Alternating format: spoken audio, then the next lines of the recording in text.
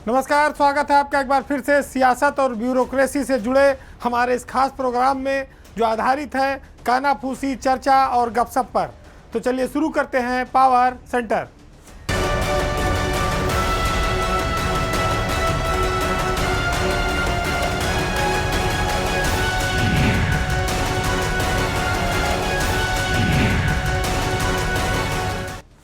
अपने यहाँ कहावत है कि हारा हुआ भी जीत सकते हैं प्यार से और जीता हुआ भी हार जाते हैं अहंकार से। देश के 5 राज्यों का जो चुनाव हुआ उसके बाद उत्तर प्रदेश में इंडिया गठबंधन के लिए ये बात बहुत लागू होती है। 5 राज्यों में हार के बाद कांग्रेस के तेवर अब ढीले पड़ गए हैं।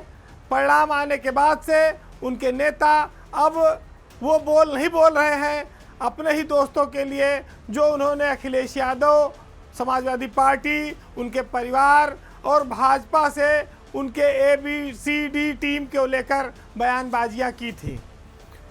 उत्तर प्रदेश में इंडिया गठबंधन में दरार साफ दिख रही है। कांग्रेस और समाजवादी पार्टी के बीच दरार एकदम चौड़ी है और ये बात साफ है कि अब अखिलेश यादव कांग्रेस से बातचीत करने के लिए इंडिया के गठबंधन में पहल नहीं करेंगे। उन्होंने एक नया विकल्प तैयार किया है जिसमें राष्ट्रीय लोकदल, चंद्रशेखर आज़ाद की पार्टी, जनवादी पार्टी, महान दल और नीतीश कुमार, इनकी पार्टी भी उत्तर प्रदेश में उनके साथ सहयोग कर रही है। नीतीश कुमार अब उत्तर प्रदेश में 6 रैलियां करने वाले हैं जो OBC वोट बैंक और PDA का अखिलेश यादव का जो नारा है उसके तहत वो आगे बढ़ने की तैयारी में है। तो ये सारी चीज़ें दिखाती है कि कांग्रेस के बड़बोले नेताओं ने स्थितियां बिगाड़ दी। राष्ट्रीय स्तर पर बैठे नेताओं ने उनको रोका भी नहीं और अब जब चुनाव हार कर आए हो तो उत्तर प्रदेश में जहां तुम्हारा कोई आधार नहीं है वहां सपा के सामने अब उनकी दया पर उनको रहना पड़ेगा। अहंकार, चालाकी, ये सब चीज़ें ऐसी होती हैं जो बड़ी बड़ी दोस्ती को और पार्टियों के गठबंधन को तोड़ देती हैं। अखिलेश यादव पर जो टिप्पणियां हुई उसको लेकर समाजवादी पार्टी के नेता कांग्रेस से नाराज हैं, खासतौर से उत्तर प्रदेश कांग्रेस का जो नेतृत्व है उसको लेकर। ऐसे में कांग्रेस के सामने स्थिति यह है कि वो मात्र 2 विधायकों वाली पार्टी है उत्तर प्रदेश में, उनके पास संगठन नहीं है। वो पूरी तरह से यूपी में समाजवादी पार्टी और अखिलेश यादव का जो रुख होगा उस पर वो निर्भर है। अब ऐसे में अगर आप देखें तो सिर्फ 2 ही रास्ता बनता है। एक रास्ता वो है जिसमें बिना अखिलेश यादव के कांग्रेस चुनाव लड़े लोकसभा का और अखिलेश विपक्ष के छोटे छोटे दलों को मिलाकर चुनाव लड़े। दूसरा रास्ता ये है कि जो अखिलेश यादव की पार्टी कांग्रेस को सीटें दे दे उस पर वो चुनाव लड़ें। कांग्रेस की ये मंशा थी कि अगर हम 5 राज्य जीत जाएंगे तो हम उत्तर प्रदेश में दबाव बनाएंगे कि हमको 25 सीटें कम से कम दी जाएं लोकसभा की, और अगर ऐसा नहीं होता है तो हम अपनी शर्तों पर मायावती के साथ गठबंधन कर लेंगे जहां हम 30-40 सीट भी पा सकते हैं। वो सपना टूट गया, वो जो आकलन था वो गलत साबित हुआ। अब मायावती भी कांग्रेस को छूने को तैयार नहीं होंगी, जहां थे वहां पर पहले बिगाड़ लिया। ऐसी स्थिति में कांग्रेस के सामने सबसे बड़ी चुनौती ये है कि अगर इंडिया गठबंधन में वो समाजवादी पार्टी को मना के रखेगी, पटा के रखेगी, तभी उसके लिए अमेठी और रायबरेली का चुनाव आसान हो पाएगा, क्योंकि राहुल और सोनिया दोनों के लिए ये दोनों सीटें बड़ा महत्व रखती हैं। कह सकते हैं आप कि अपने ही पैर पर खुद कांग्रेस ने कुल्हाड़ी मारी है। अब इसका नतीजा शायद अजय राय के ऊपर कार्रवाई से भी निकला है। अगर बात नहीं बनी तो अखिलेश यादव के पास छोटे छोटे दलों का एक बड़ा गुलदस्ता है, उसमें वो उनको ज़्यादा सीटें देकर चुनाव लड़ सकते हैं, क्योंकि कांग्रेस कि यूपी में ज़्यादा वो परवाह नहीं करते। परवाह खाली परसेप्शन का था कि मुसलमान इधर उधर न भागे, उसको राष्ट्रीय स्तर पर लगे कि कांग्रेस, सपा और ये विपक्ष के दल एक साथ हैं। लेकिन मध्य प्रदेश में जो समाजवादी पार्टी 6 सीट मांग रही थी, उसे कांग्रेस ने एक भी सीट नहीं दिया। उल्टे कमलनाथ के उस बयान ने माहौल को और बिगाड़ा। तो ये अब उसका परिणाम भोगने का समय आ गया है और ऐसा लगता है कि लोकसभा चुनाव में भाजपा और सपा में ही सीधी टक्कर होगी। इंडिया गठबंधन से जो आई है, यानी कि कांग्रेस आई, शायद कांग्रेस गई हो जाए। अब बात एक ऐसी खबर की जिस पर सबकी निगाह है, ब्यूरोक्रेसी की निगाह है, लड़ाई कठिन है और गेंद केंद्र और राज्य के पाले के बीच में अलग अलग घूमेगी। कौन किस पर कितना भारी पड़ेगा, उत्तर प्रदेश के मुख्य सचिव की कुर्सी को लेकर इन दिनों इस बात की चर्चा तेज है। अब मुख्य सचिव की तैनाती में मुश्किल से 15 दिन बचा है। ऐसे हालात में यूपी में ये जंग दो अफसरों के बीच बहुत तेज हो गई है। दुर्गा शंकर मिश्रा जो उत्तर प्रदेश में इस समय मुख्य सचिव की कुर्सी पर विराजमान है और वो सेवा विस्तार पर है, उन्होंने कईयों को पीछे कर दिया है, उनके रास्ते बंद कर दिए हैं और वो तीसरी बार सेवा विस्तार लेने की तैयारी में है। वहीं दूसरी ओर एक ऐसा अफसर उनको चुनौती दे रहा है, उनके मुकाबले में है, जो अपने कामकाज के दम पर इस बड़ी कुर्सी की दावेदारी कर रहा है। मुख्य सचिव बनने की लड़ाई अब सीधी है और ये साफ है कि अगर दुर्गा शंकर मिश्रा को तीसरा सेवा विस्तार नहीं मिलता है तो फिर मनोज कुमार सिंह उत्तर प्रदेश के नए मुख्य सचिव बनेंगे। फिलहाल इसी बीच दुर्गा शंकर मिश्रा एक लंबी छुट्टी पर गए हैं और मामला यह है कि उनकी बेटी की शादी है। शादी के बहाने वो दिल्ली में भी गोटियां सेट करेंगे, क्योंकि 31 दिसंबर की तारीख में अब दिन गिनती के बचे हैं।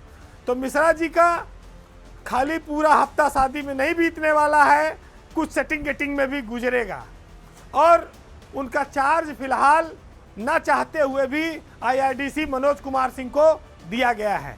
यानी कि मनोज कुमार सिंह इस समय कार्यवाहक तौर पर उत्तर प्रदेश के मुख्य सचिव का काम भी देख रहे हैं। हालांकि मिश्रा जी शायद ये चाहते थे कि उनका काम नियुक्ति सचिव या किसी और वरिष्ठ IAS अफसर को दिया जाए, लेकिन CM के स्तर पर यह फैसला हुआ कि मनोज कुमार सिंह ही कार्यवाहक मुख्य सचिव का काम देखेंगे। लोगों की राय यह भी है कि शायद इस बार उनको पूरे 1 साल के लिए सेवा विस्तार न मिले, हो सकता है कि 6 महीने की सेवा विस्तार की उनकी उम्मीद है। लेकिन अगर ऐसा भी हुआ तो फिर बहुत सारे अफसरों का कैरियर खत्म हो जाएगा और उत्तर प्रदेश में एक नई नजीर, एक नया इतिहास कायम हो जाएगा, जो आज तक शायद कभी नहीं हुआ आज़ादी के बाद से। हालांकि राज्य सरकार एक फुल फ्लैज अफसर चाहती है और उसकी मंशा कई बार यह प्रकट भी हो चुकी है, लेकिन दिल्ली के आगे बहुत उसकी चल नहीं पा रही है। तो छटपटा कर, मन ममोस कर तमाम सारे लोग रह जा रहे हैं। दुर्गा शंकर मिश्रा 1984 बैच के IAS अफसर हैं और उनका जुगाड़ केंद्र में इतना मजबूत है कि 2 साल से रिटायर होकर देश के सबसे बड़ी राज्य की कुर्सी पर मुख्य सचिव के रूप में विराजमान है। काम को लेकर, तालमेल को लेकर खींचातानी कितनी है, यह ब्यूरोक्रेसी के हर अफसर जानते हैं। कोई आदमी को इतना भी नहीं मिलना चाहिए कि वो दर्जनों लोगों का कैरियर खत्म कर दे, और कोई आदमी का इंतजार इतना लंबा भी ना हो जाए कि वो काम करते करते, इंतजार करते करते थक जाए। ये विरोधाभासी स्थितियां हैं। आज तक के ब्यूरोक्रेसी के इतिहास में कभी ऐसा देखा नहीं गया। पहले की सरकारें होती तो तमाम लोग PIL लेकर कोर्ट में चले जाते, तमाम मीडिया में खबरें छपती, लेकिन न आज किसी की हिम्मत है PIL कर दे, न आज इस मुद्दों पर इतनी गर्मा गर्म बहस या आलोचना या चर्चा होती है। लेकिन ज़रूरत है इस बात की कि किसी व्यक्ति के सेवा काल समाप्त होने के बाद उसको कितना पुरस्कार दिया जा सकता है, उसको कितना उपकृत किया जा सकता है, उसकी उपयोगिता आखिर इतनी क्या है कि उसके बिना राज्य का कामकाज नहीं चल सकता है। उसकी उपयोगिता आखिर इतनी क्यों है कि उसके नाम पर दर्जनों अफसरों की बलि चढ़ा दी गई, उनका कैरियर समाप्त करके, जो उस बड़ी कुर्सी के दावेदार थे। आज अगर ऐसा होता है तो ये मान के चलिए कि खाली मनोज कुमार सिंह का कैरियर ही प्रभावित नहीं होगा, तमाम उसमें अधिकारी और नप जाएंगे। तो चुनाव के बहाने अगर कोई समीकरण बदला और दुर्गा शंकर मिश्रा कामयाब हुए तो स्वाभाविक है कि यूपी में एक साथ कई पर्दे गिरेंगे और कई अरमान टूटेंगे और कई लोगों का कैरियर समाप्त हो जाएगा। अब बात एक ऐसे खबर की जिसमें माफिया, अफसर, मंत्री, इनका एक लंबा गठजोड़ है, एक चेन है, और ये चेन एक ऐसी काम से जुड़ी है जिसको आप सुनेंगे तो आप हैरत में पड़ जाएंगे। मामला रिफाइनरियों से निकलने वाले तेल और उसकी चोरी से जुड़ा हुआ है, जिसमें तेल माफिया लाखों करोड़ों रुपए का वारा न्यारा करते हैं, और जब मामला खुलता है तो इस मामले में मट्टी डालने के नाम पर अफसर और मंत्री मालामाल हो जाते हैं। घटना फतेहपुर जिले की है, जहां एक ऐसा मामला सामने आया है जहां एक तेल माफिया को बचाने के लिए मंत्रियों और अफसरों ने एड़ी चोटी का जोर लगा दिया, लेकिन 4 साल बाद सब बेनकाब हो गए हैं।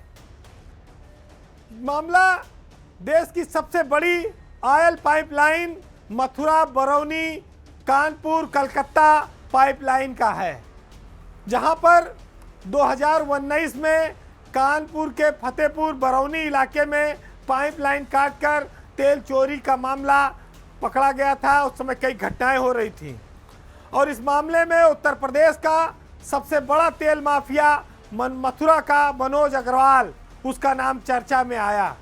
इसको लेकर फतेहपुर के मलवा थाने में 3 मुकदमे दर्ज हुए मनोज अग्रवाल पर, जिसकी उस समय गिरफ्तारी भी हुई, और उसके बाद गैंगस्टर भी लगाया गया। लेकिन खेल उसके बाद शुरू हुआ प्रभाव का, पैसे का, धन बल का। मनोज अग्रवाल जेल गया, लेकिन जेल से बैठकर उसने उत्तर प्रदेश के बड़े बड़े अफसरों और नेताओं को प्रभावित करना शुरू कर दिया, और तेल चोरी के माल के दम पर उसने 3 मुकदमों की जेल से बैठकर विवेचना बदलवा दी। विवेचना बदलते ही मनोज अग्रवाल का नाम 3 मुकदमों से निकाल दिया गया। अब आप सोचिए कि जिस पर 50 से ज़्यादा मुकदमे दर्ज हैं तेल चोरी के, जो उत्तर प्रदेश का सबसे बड़ा माफिया है, उसकी विवेचना शासन के निर्देश पर बदली गई और तत्कालीन मंत्री स्वामी प्रसाद मौर्य के पत्र पर बदली गई।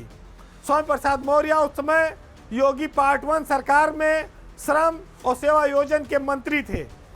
उनके पत्र पर शासन ने संज्ञान लेकर मनोज अग्रवाल की विवेचनाएं बदलाई, और उसके बाद जब विवेचना बदली तो उस समय फतेहपुर में तत्कालीन एसपी थे राजेश कुमार सिंह, जिन्होंने 3 मुकदमों में उस समय मनोज अग्रवाल का नाम हटवा दिया, और जब मुकदमे से उसका नाम हट गया तो उसको तुरंत अदालत से जमानत मिल गई। जमानत भी मिल गई, ऊपर से गैंगस्टर भी अपने आप हट गया। तो तिकड़म और धन बल के दम पर इस तेल माफिया को कैसे क्लीन चिट दी गई पिछले 4 सालों में, इस हाई प्रोफाइल मामले को देखकर आप समझ सकते हैं। लेकिन वो तो भला हो प्रयागराज के एडीजी भानु भास्कर का। भानु भास्कर ने इस मामले में मुकदमों को दोबारा खुलवाया, और जब इसमें पुनः विवेचना हुई तो मनोज अग्रवाल के खिलाफ चार्जशीट हुई और उसको दोबारा गिरफ्तार किया गया।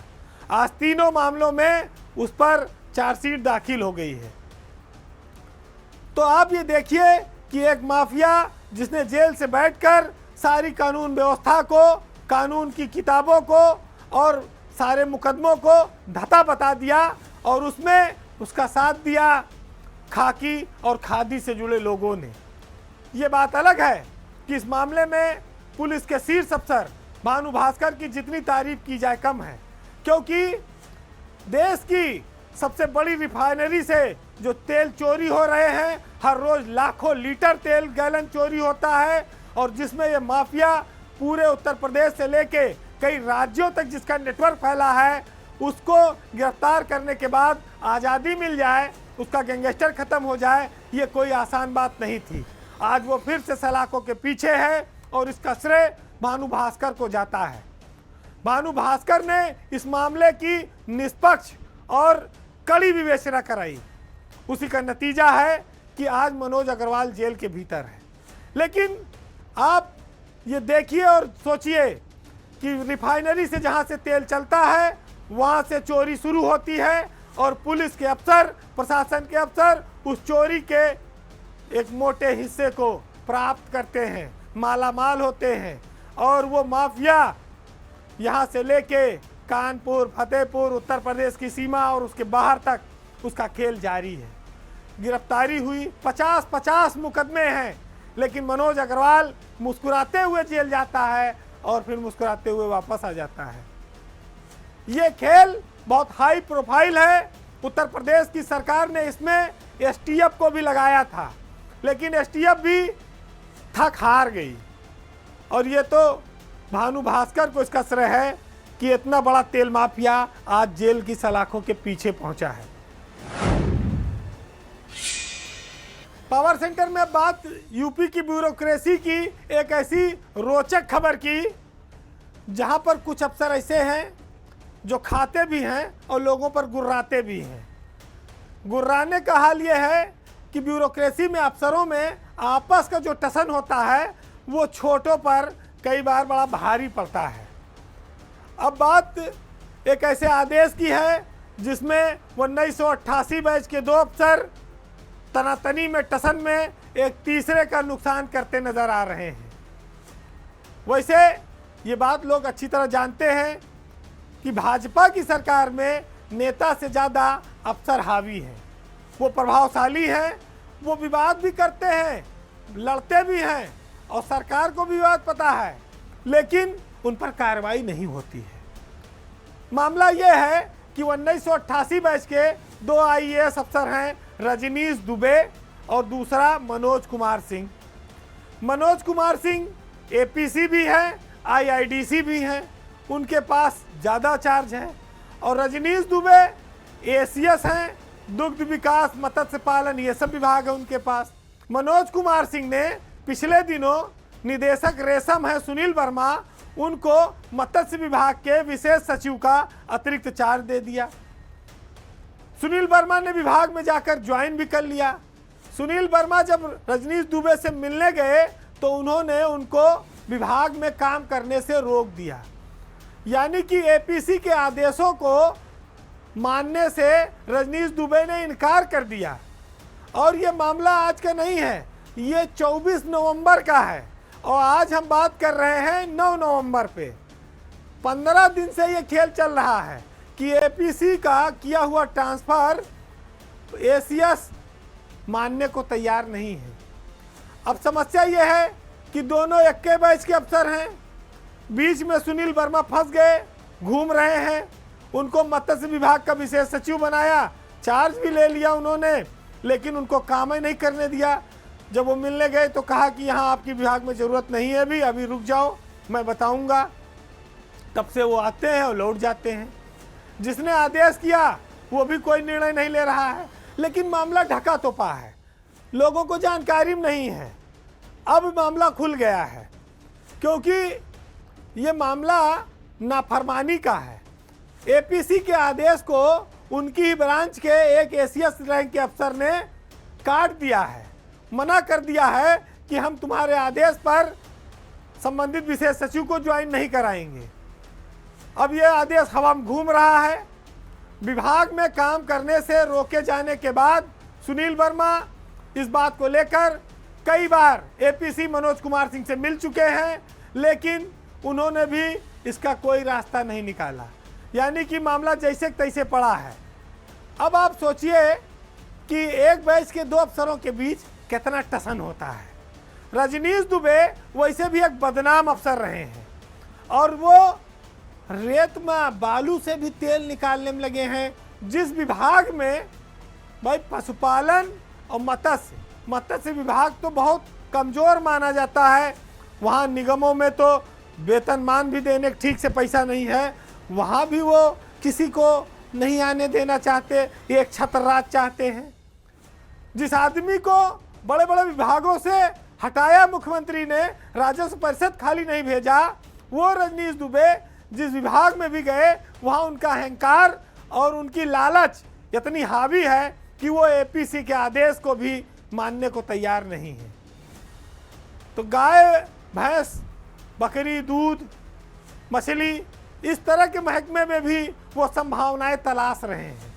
और सबसे बड़ी बात यह है कि सरकार में आदेश ऊपर से नीचे की ओर चलते हैं। वरिष्ठ अफसरों के आदेशों की नाफरमानी इस तरह से किसी सरकार में देखी नहीं गई। कोई भी अफसर इतना स्वयंभू ना हो जाए कि वो अपने हिसाब से विशेष सचिवों को काम करे या विभाग में काम करने से रोके और ज्वाइन करने से रोके। ये अपने आप में एक विचित्र किस्सा है, लेकिन कोई इस पर कार्रवाई करने वाला नहीं है। आप सोचिए कि कैसे कैसी कहानियां चल रही हैं ब्यूरोक्रेसी में, बहुत सारी चीज़ें खुलकर बाहर नहीं आ पाती। बहरहाल रजनीश दुबे अगस्त 2024 तक नौकरी में हैं। अपनी इन्हीं हरकतों की वजह से वो काफ़ी बदनाम हैं। बड़े बड़े विभाग भी उन्होंने गंवाए। अब की बार शायद उनका अगर पत्ता राजस्व परिषद के चेयरमैन के लिए कहीं बैठता भी तो उनके ये जो तौर तरीके हैं, अब तो वो चेयरमैन भी बनने से रहे।